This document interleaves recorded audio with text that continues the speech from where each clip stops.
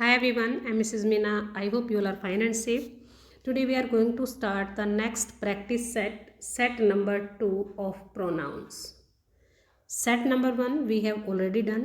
If you want to watch, then you can take the link from the description of the video. So dear guys, what we will do today, we have to make the sentences correct by removing the error which is given there. It means कि हर एक sentence में कहीं ना कहीं आपको error देखने को मिलेगी और उसको हमें फाइंड आउट करके सेंटेंस को करेक्ट करना है।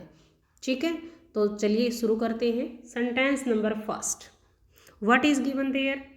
से let you and I go to play.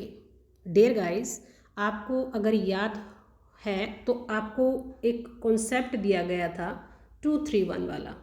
ठीक है, इसमें क्या था? 2 means second person, after that 3 means third person and then 1 means first person.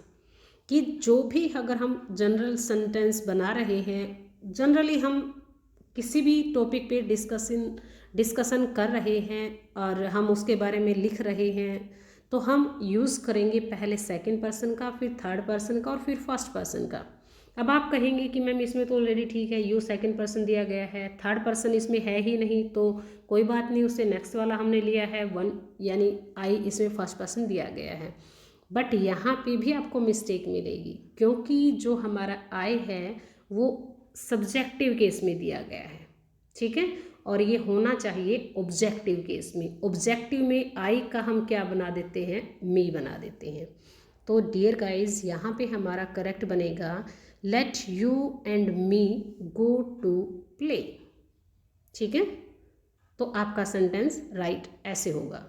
अब सेकंड में देखेंगे, you and I R responsible for this loss. अब इसके साथ ही मैंने इस सेंटेंस को क्यों दिया है? क्योंकि ये कॉन्सेप्ट इससे रिलेटेड है, 2-3-1 से रिलेटेड है, और वो नेक्स्ट वाला हमारा है 1-2-3 वाला।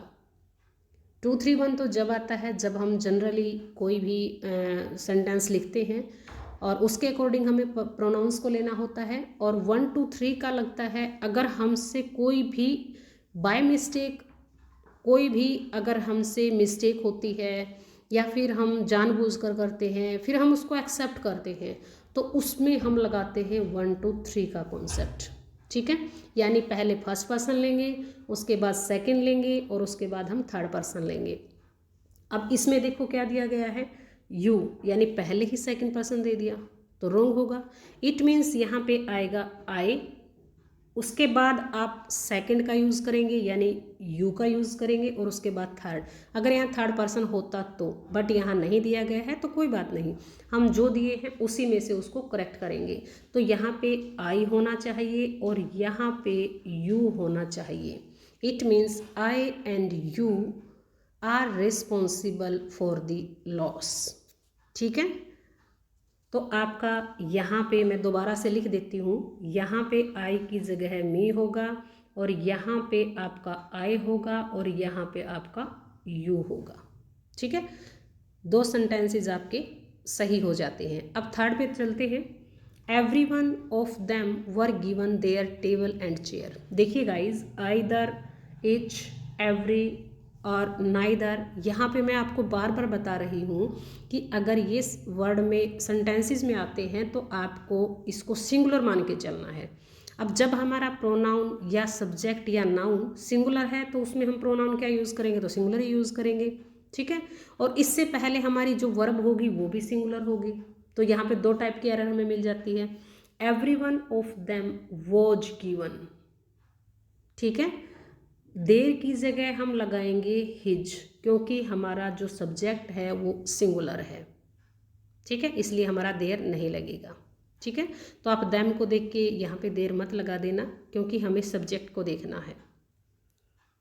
All right, okay. Fourth, it was me who telephoned you yesterday. देखिए गाइज, यहाँ पे हमारी जो बी की फॉर्म होती है, is, am, are, was, were, has, have, ये जो हमारी बी की फॉर्म होती है उसके बाद हमें सब्जेक्टिव केस को लेना होता है, ना कि ऑब्जेक्टिव को। अब मी तो हमारा आई का हमने मी बनाया तो वो ऑब्जेक्टिव केस हुआ। तो यहाँ पे हमारा सब्जेक्टिव केस होगा, तो यहाँ पे आई का यूज़ होगा। It was I who telephoned you yesterday. ठीक है, तो यहाँ पे हमने क्या लगाया, I. Okay, see next, my house is bigger than there. अब यहाँ पे भी आप देख लीजिए, जब आप at the end of the sentence अगर आप प्रोनाउंस का यूज़ करते हैं तो आपको यहाँ पे देयर्स, हर्स और योर्स, आप इस प्रोनाउन का यूज़ करेंगे। इनमें से किसी भी प्रोनाउन का यूज़ आप करेंगे, बट उसके साथ एस लगा के, क्योंकि हमारे जो प्रोनाउन है वो हमारे as an objective case with S लगेंगे। अगर हम यूज़ करते हैं एडजेक्टिव का तो हम तब उसके बाद जो हमारा नाउन होता है, और नाउन से पहले हम जो यूज़ करते हैं तो वो हमारा देयर होता है। देयर बुक को देयर हाउस, बट हमने यहाँ प्रोनाउन का यूज़ किया है तो यहाँ पे आपका देयर्स होगा, ना कि देयर, क्योंकि देयर आपका एडजेक्टिव हो जाता है और उसके बाद हमें नाउन का यूज़ करना होता है। ठीक है, इसलिए आपका यहाँ पे देयर रॉन्ग है और देयर्स आपका सही होगा। 6th number, what is his opinion about the work which you have completed. See guys, अब यहाँ पे आप देख लीजिए, what is his opinion about the work, यानी किसके बारे में, वर्क के बारे में, विच यू हैव कंप्लीटेड। अब वर्क है तो उसके लिए नॉन लिविंग में हम क्या लगाते हैं, दैट लगाते हैं। ठीक है, that you have completed, it's very easy. Okay, see next, either Pramod और Narendra has learn their lesson. अब यहाँ पे भी देख लीजिए, वही वाला रूल हमारा जो थर्ड में दिया गया था उसी से रिलेटेड है। आइदर का यूज़ यहाँ पे है। ठीक है, या तो प्रमोद या फिर Narendra has learned there lesson. देखिए यहाँ पे क्या मिस्टेक है, क्योंकि आइदर नाइदर इनके साथ आप सिंगुलर लगाते हैं और उसके अकॉर्डिंग आपका हिज लगेगा। ठीक है, इनमें से किसी एक ने अपने लेसन को लर्न किया है। ठीक है, इसलिए अब 8th में देख लीजिए, every teacher and every student of the school is determined to do their best for the benefit of all. Every teacher, same you can follow the rule, every teacher and every student. आपने देखा कि हर एक teacher और हर student, ये तो बहुत सारे हो जाएंगे टीचर और स्टूडेंट को मिला के, लेकिन आप वर्ड के सेंस पे ध्यान दीजिए। एवरी वर्ड का यहाँ पे यूज़ किया है तो आपको देयर का यूज़ नहीं करना है। सेम रूल यहाँ पे अप्लाई होगा, इट मीन्स यहाँ पे भी आपका हिज ही लगेगा according to the word every.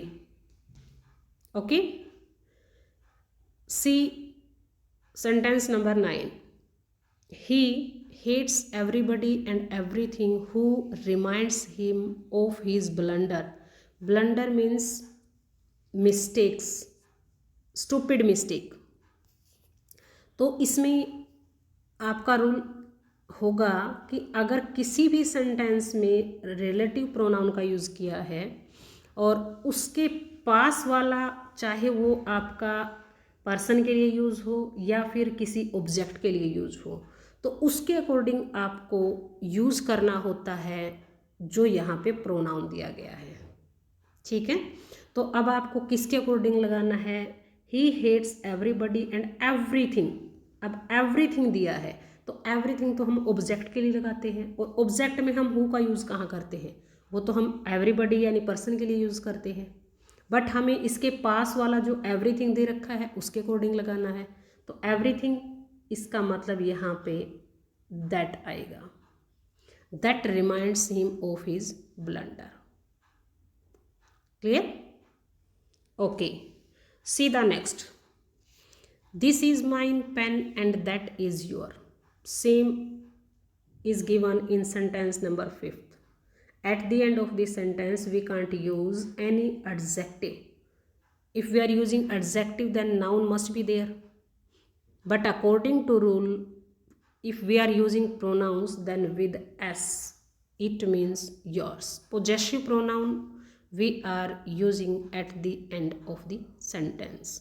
This is mine pen, this is mine pen, यहाँ से भी मिस्टेक है भाई। तो अगर यहाँ पे हम पेन हमने नाउन का यूज़ किया है तो ये तो यहाँ पे दिस इज़ माई पेन आना चाहिए, या फिर आना चाहिए this pen is mine and that is yours. ठीक है, प्रोनाउन के अकॉर्डिंग आपका बनेगा this pen is mine and that is yours. But अगर आप एडजेक्टिव में भी यूज करते हैं तो this is my pen and that is yours. ठीक है, तो आपको इसके अकॉर्डिंग सेंटेंस को सही करना है। I hope this exercise is clear to you. The next we will do in next video. If you like my video, then please subscribe my channel and write in comment box also if you have any problem. Thanks for watching.